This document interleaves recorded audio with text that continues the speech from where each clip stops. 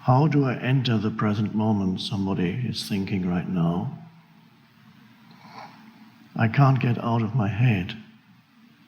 An easy way is to direct your attention to sense perceptions, whatever you see and hear at this moment, and become a little bit more alert and go, oh,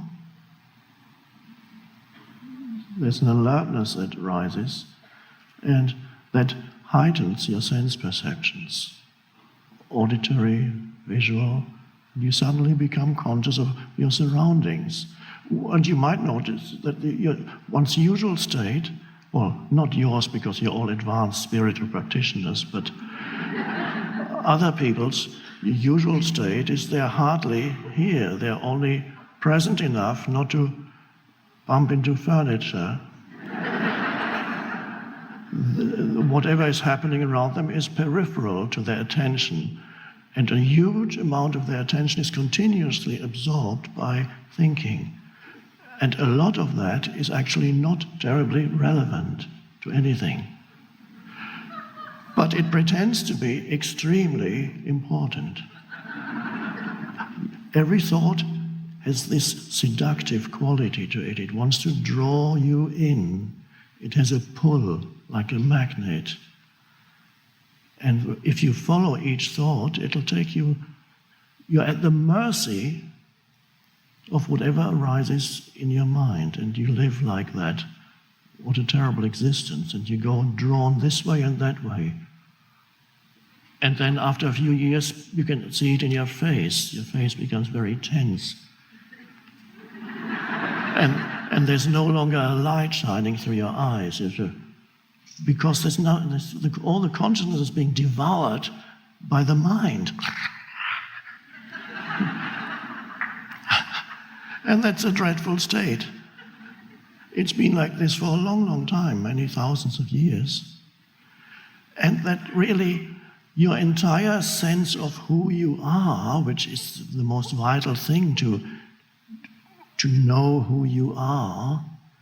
This is why the ancient dictum at the oracle in Delphi says, know yourself.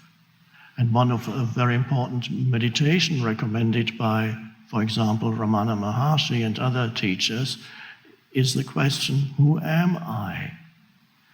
So your sense of who you are when you are completely identified with every thought that comes into your head, a lot of it negative, by the way, because negative thoughts are more seductive than positive thoughts.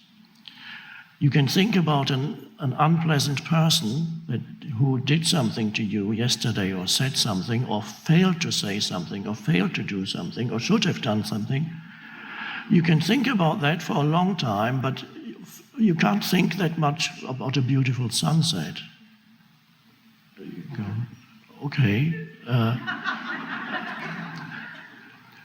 So all the things that make life worth living actually involve less thinking. For joy to come into your life, a moment of joy, you go, ah. And you might not realize that in that moment there is a space that opens up inside you when you are not thinking but not falling asleep either. There is just a space of alertness.